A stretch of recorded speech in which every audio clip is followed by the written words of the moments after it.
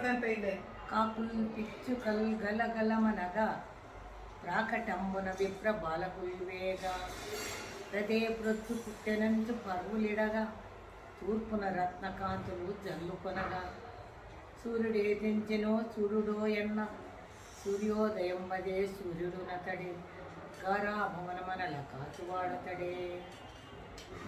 Thank you. చెప్పా అర్థం అంటే కూడా చెప్పు బా, అర్థం అంటే కూడా చెప్పు. మరి అర్థం చేసుకోరు ఎవరికి తెలుసు అంటే అప్పుడు గడియారాలు లేకపోయా పొద్దు చూసి పడిపోతాను.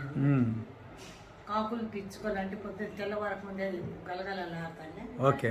అయ్యో గలగలలాడేనని విప్రబాలకులు అంటే బ్రాహ్మణులు. ఓకే.